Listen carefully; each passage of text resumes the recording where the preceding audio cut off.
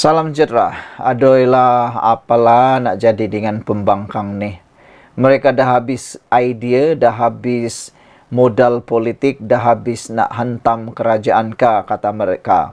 Banyak pengulas politik kata pembangkang sekarang ini sudah tidak ada nilai lagi. Mereka hilang nilai semak dan imbang. Kata netizen dan pengulas politik, perkara yang patut dibahas, perkara yang patut dikritik, lain pula yang mereka kritik.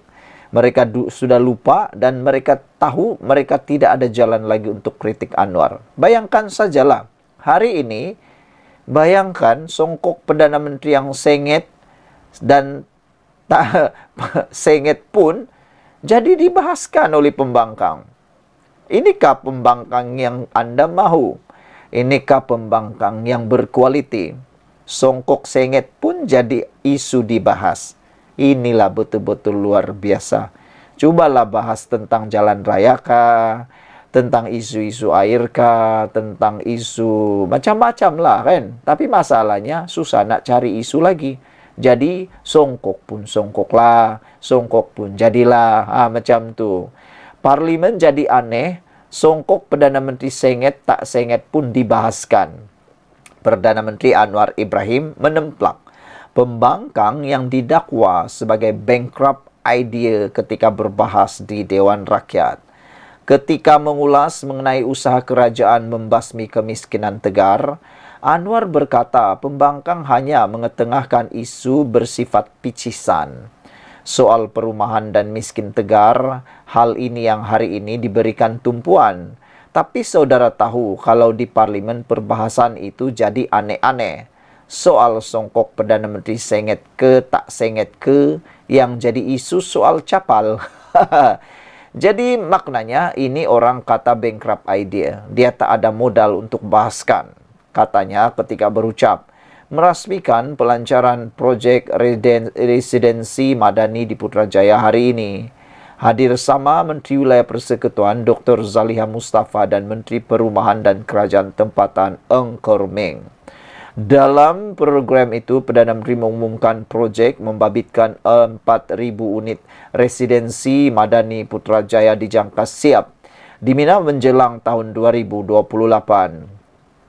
7 projek residensi Madani itu terletak di Persen 5, 7, 11, 16 dan 19 di Putrajaya, yaitu residensi Madani Sentral, Serunai, Cemara, Cengki, Cempaka, Mawar dan Melur.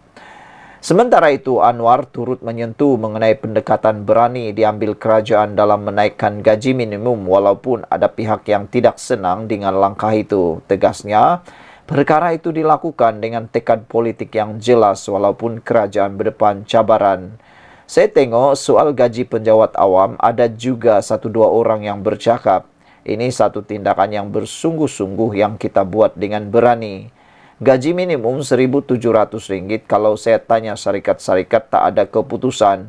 Mustahil ada keputusan bersetuju. Kita bukan naikkan ke 2,500. Kita naik daripada 1,500 ke 1,700, yaitu ada beberapa peringkat bagi syarikat kecil masa lagi. Jadi saya harap bagilah kerjasama, sama-sama kita hadapi ini yang boleh kita lakukan dengan tekad politik yang jelas. Bukan semua akan setuju dan senang, tetapi inilah cabaran pimpinan. Apa kita berani ataupun tidak, katanya. Tambahnya, belum pernah tercatat dalam sejarah mana-mana kerajaan kalah kerana bantu rakyat miskin dan menaikkan gaji yang sepatutnya. Belum tercatat dalam sejarah mana-mana kerajaan kalah atau jatuh kerana menaikkan gaji yang sepatutnya, upah yang adil, kata Anwar. Kerajaan jatuh kerana rasuah, penyelewengan, tamak haluba, pimpinan, kaut harta yang bukan hak mereka. Kerana itulah yang ada, kata Anwar lagi. Pembangkang sekarang ini tiada kualiti, kata E1976. Sekian dulu untuk kali ini. Jangan lupa tinggalkan komen anda. Salam sejahtera. Terima kasih kerana bersama dengan saya di Nazilin Unity Channel.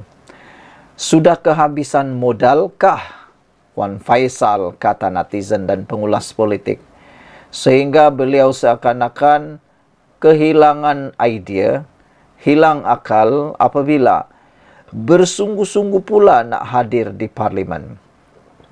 Ada netizen kata, kami nak tengoklah kalau sudah Wan Faisal diterima balik masuk dalam Dewan Parlimen, adakah beliau juga akan bersungguh-sungguh seperti yang beliau lakukan sekarang? Ataukah beliau hanya sekadar mau mencari populariti murahan? Ataukah beliau hanya mencari politik murahan dengan cuba memanas-manaskan keadaan dengan mempersoalkan larangan beliau berada di dalam Dewan Parlimen. Ini apabila beliau kini memberikan contoh anime pula. Lucu tapi benar, pelik tapi benar. Belum pernah kita dengar ahli parlimen tiba-tiba guna contoh anime. Ini satu tindakan yang kata netizen dan pengulas politik yang hater kepada Wan Faisal, mereka kata dia dah mula meroyan, kehilangan, kehabisan modal. Jadi apapun dia nak guna-guna, apa saja yang boleh diguna-guna. Tapi kali ini lucu pula. Siapalah agak-agaknya orang tua di parlimen tu yang faham tentang anime ni? Dan persoalan dia ialah Speaker Dewan Rakyat Tan Sri Johari Abdul, fahamkah apa yang dinyatakan oleh Wan Faisal ini? Yaitu Wan Faisal memberikan contoh anime untuk terus persoal larangan masuk Dewan Rakyat. Apa contoh anime itu? Ahli Parlimen Machang Wan Ahmad Faisal Wan Ahmad Kamal terus mempersoalkan keputusan yang dipertua Dewan Rakyat Johari Abdul untuk melarangnya duduk di galeri awam di Dewan Rakyat.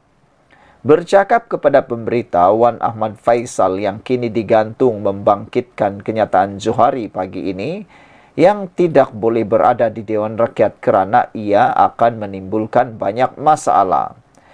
Kata beliau, saya tidak faham pandangan dan hujah yang dipertua ini. Masalah apa sebenarnya yang dia bimbang dengan kehadiran saya dalam Dewan Rakyat?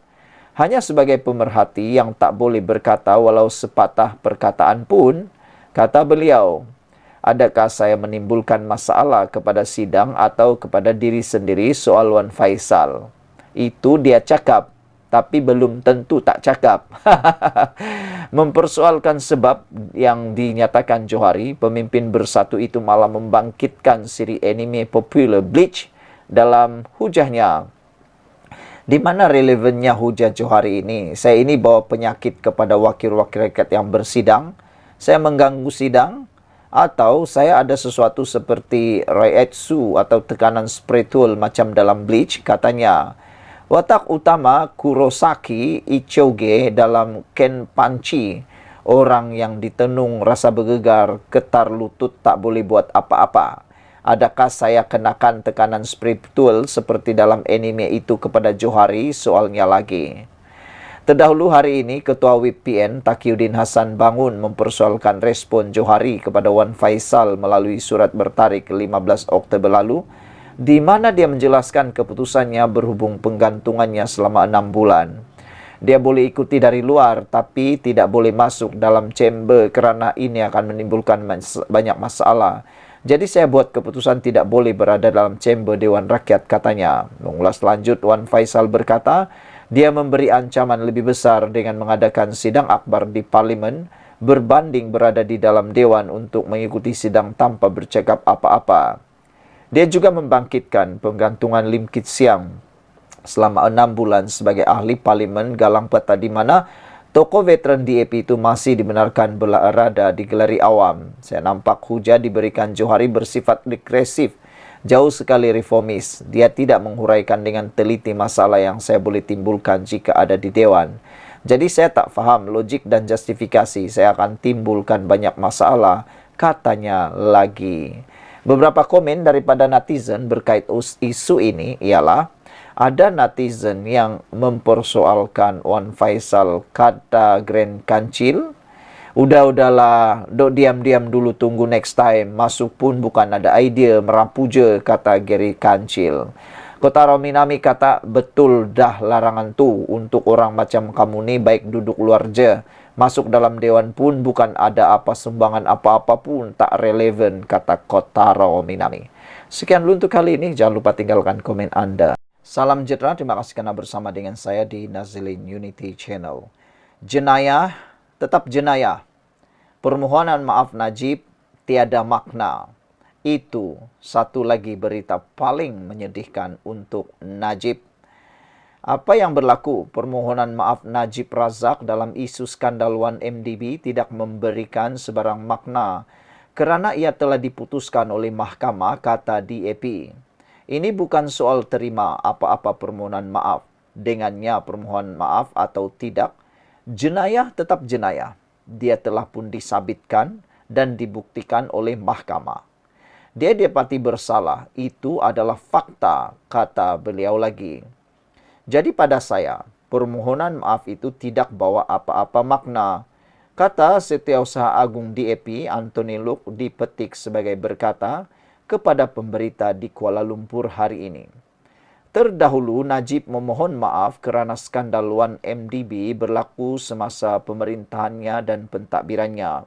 Tetapi mempertahan dirinya tidak bersalah. Permohonan maaf itu dibacakan oleh anaknya Nizar di Mahkamah Tinggi Kuala Lumpur.